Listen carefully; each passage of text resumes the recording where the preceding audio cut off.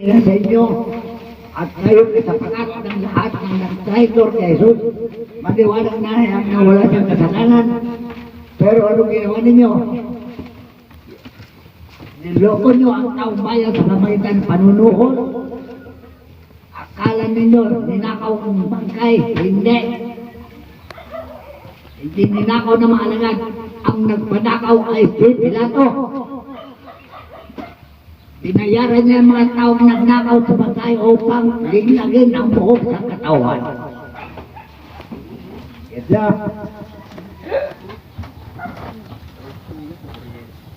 So, yung pangangal ng Panginoon na ngayon ay nananatili. Pinagpatuloy Pablo dahil si Pablo ay isang membro ng gobyerno at binihag niya doon sa daan ng Damasco. Ibasay. Patotoo na si Jesus ay humalis sa ibang lupa at binabantayan niya mga mananambang esoterikista. Gawa yung gawa nito.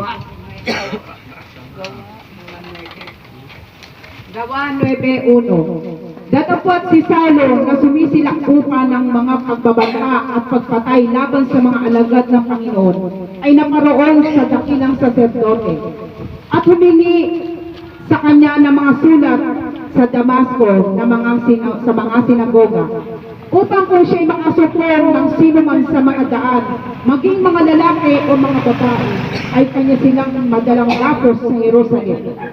At sa kanyang paglalakad ay nangyari na siya'y malapit sa Damasco at pagdakay nagliwanag sa palibot niya ang isang ilaw mula sa langit. At siya'y nasupasok sa lupa at nakarinig ng isang tinig na sa kanya nagsasabi, Saulo, Saulo, bakit mo ako pinag-uusig? At sinabi niya, sino ka baga, Panginoon? At sinabi niya, ako'y si Jesus na iyong pinag-uusig. Ngunit magtindig ka at ikaw ay pumasok sa bayan at sasalitain sa iyo ang dapat mong gawin. At ang mga taong kasama niya sa paglalakad ay nangatilihan na hindi makapagsalita, na naririnig ang tinig datapwat walang nakikita sino man. Naganap yan doon sa sinabi ni Pablo doon sa Corinto 3:16. Nagsasabihan niya ang sinuan na hindi maniwala sa Ebanghelyo ni Jesucristo. Talo na kayo dun. Unang Corinto 3:16. Tama ba? Unang Korinto 3:16. Hindi ba ganino nalalaman na kayo templo ng Diyos at ang Espiritu ng Diyos ay nananahan sa inyo? Kung gibahin ng sinuman ang templo ng Diyos, siya'y gigiba ng Diyos, sapagkat ang templo ng Diyos ay banal, na ang templong ito ay kayo. Kaya yung mga taga-Damasco na templo ng mga mananamba sa Espiritu, may permit si Pablo sa gobyerno para huliin ang lahat ng mananamba sa Espiritu na hindi niya alam na si Kristo ay nagbabantay sa kanila dahil pangako ni Jesus na hindi sila iiwan. Kaya lahat ng membro ng Espiritu binabantayan ng Panginoon at sino man lumapastangan sa mga alagad. Hindi ba siya na Diyos? Alright? So, yung mga nakatala sa Biblia ay nagagarap na hanggang ngayon. Na sino man napastangan nila ang mga mananamba sa Espiritu, sila ay parurusahan ng Diyos na kamatayan. Sino man hindi sumampalatay sa Ebanghelyo ni Cristo, nandun sa Thessalonica, pangalawa, Thessalonica, 2:7. Sa ano? Lagay mo sa... Hindi, sa ano? Facebook. Pangalawang Thessalonica 1:8. Na maghihiganti sa hindi nagsisikilala sa Diyos at sa kanila na hindi nagsisitalima sa Ebanghelyo ng ating Panginoong Hesus. Kaya nga, itong salot na pinarating ng Diyos ngayon, yan ang magiganti ng Panginoon. Alam niyo, salot, pinangalala ng gobyerno ay COVID. Na yung COVID na yan ay siya yung salot na ibinulag ni Jesucristo bilang parusa sa mga subabadima sa Ebanghelyo. Get nyo? So, kamatayan ng sinuman hindi sumasampalatay kay Kristo. Hanggang ngayon, mula noon hanggang ngayon, nagaganap yung parusa yan. At papatayin lahat ang Diyos na hindi maniniwala kay Jesus Cristo. Hindi, nakadito. Sige. Dito. Lucas 23. Lucas 23:28. Datapwat pagningon Iulitin mo doon sa Facebook. So, tignan natin kung Ito ano. yung Nakadita. O, dito lang ba to? itong wika Ano, wala ka na ba? hindi nyo alam kaulugan. Live. Ganun talaga. Lucas 23:28. Datapwat pagningon sa kanila ni Jesus ay sinabi, mga anak na babae ng Jerusalem, huwag ninyo akong tangisan, kundi tangisan ninyo ang inyong sarili at ang inyong mga anak. O yan, unang binigkas na ito na bakit tangisan ninyo ang inyong mga anak. Kasi wala na yung tagapagligtas. Dahil ang tagapagligtas ay mga anak ng Diyos hanggang ngayon, wala noon. Kaya bilang katawan ni Kristo, ang mga mananamba sa Espiritu ay tagapagligtas. Kung hindi nyo makita ang tagapagligtas, kawawa ang inyong mga anak at kayo mga magulang. Dahil walang sinisino ng parusa ng Diyos hanggang ngayon. O, yung pangalawang wika. Pangalawang wika, Lucas 23:34. At sinabi ni Jesus, Ama, patawarin mo sila sapagkat hindi nila nalalaman ang kanilang ginagawa at sa pagbabahagi nila ng kanyang mga suot ay kanilang pinagsapalaran. Alam yun, ibig sabihin nyo, hindi nyo alam. Hindi nila alam ang kanilang ginagawa. Dahil sila'y ulol. Parang asong na ulol. Agad ng agad, patay ng patay. Hindi lamang kanilang ginagawa ay nasa pagsentensya ng kamatayan. Walang kasalanan na pinapatay. Yan ang mataong ulol. Hindi alam ang kanyang ginagawa.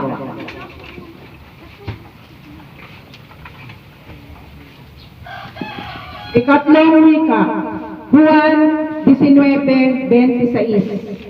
Pagkakita nga ni Jesus sa kanyang ina at sa nakatayong alagad na kanyang iniibig, ay sinabi niya sa kanyang ina, babae, narito ang iyong anak.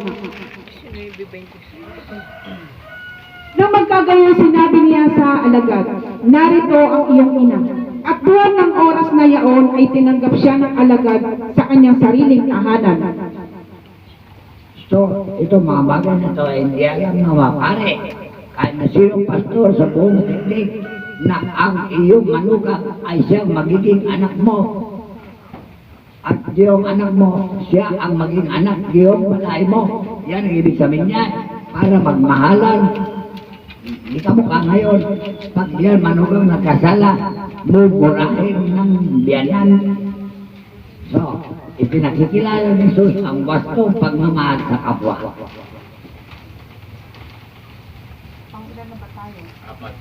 Pang-apat na wika, Juan 19:28. Pagkatapos nito, pagkaalam ni Jesus na ang lahat ng mga bagay ay naganap na nga, upang matupad ang kasulatan ay sinabi, nauuhaw ako. Mayroon doon isang sisidlang puno ng suka, kaya't naglagay sila ng isang esponghang basa ng suka sa isang tukod na isopo at kanilang inilagay sa kanyang bibig. Ano ibig sabihin niya? Nauuhaw ang tao. Ano ibibigay mo? Suka. Ganyan ba ginagawa niyo sa mga mahirap? Nauuhaw, nagutom ang mga mahirap at binigyan niyo ng baksin na ikabawalan ng maraming tao. Yan ang kaululan ng mga tao hanggang ngayon. Dahil sila ay nagbibigay ng kamatayan sa mga tao na walang kasalanan. Yes, sir? Panglimang wika, Lucas 23:42. At sinabi niya, Jesus, alalahanin mo ako pagdating mo sa iyong kaharian. At sinabi niya sa kanya, katotohanang sinasabi ko sa inyo, ngayon ay kakasamahin kita sa paraiso. Alam niyo, ibig sabihin ka, kahit na sinong tao na handa ng mamatay, basta magsisi, siya ay patatawaran ng Diyos. Pero ang mga doktor, pinapatay mga tao na walang kasalanan dahil sa mga chemical na ibinibigay sa mga pasyente. Kaya yung mga pasyente hindi makapagsisi dahil walang alam tungkol sa doktrina ni Kristo. Pang-anim na wika, Marcos 15:34. Marcos 15:34. At ng oras na ikasyam ay sumigaw si Jesus na malakas na tinig, Eloy, Eloy, lama sabachthani. Na kung liliwanagin ay, Diyos ko, bakit mo ako pinabayaan? Ang kaul nito, kaya pinabayaan siyang mamatay para maganap yung pangako ni Jesus na tutubusin niya ang mga makasalanan. Dahil kung di siya pamatay, papatay ng Diyos lahat ng makasalanan. Dahil kaya ng pagkamatay ng mga tao sa panahon nito ganun mangyayari. Pero sa pamagitan ng pagkikiusap ni Jesus ay naganap ang pagpapatawad sa mga makasalanan. Ang pitong wika, dalawa to. Una, Lucas 23:46.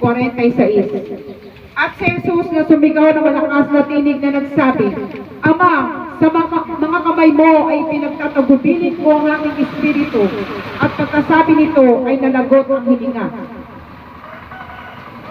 Well, alam niya din sabihin nito, hindi sa pare lang sa lalay ang kaluluwa ng tao, kaya lahat ng benedisyon ng pare, naligaw pa rin at hindi nakalapit sa langit. Okay niya, kaya ang pagbibindisyon ng pare ng patay, isang negosyo lang yan, paglilin lang sa maraming tao, dahil nagkakapiran sila dahil sa bendisyon na yan, walang kabuluhan. Juan 19:30.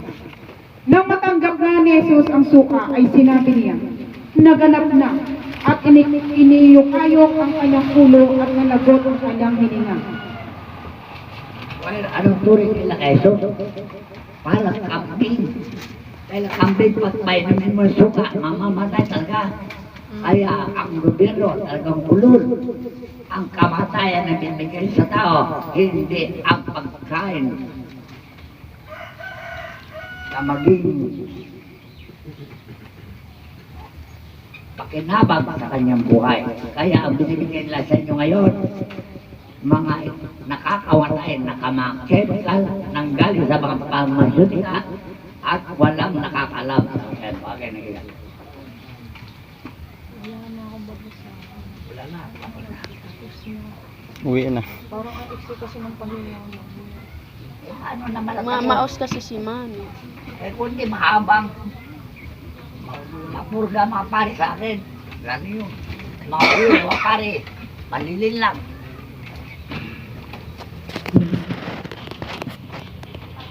Okay.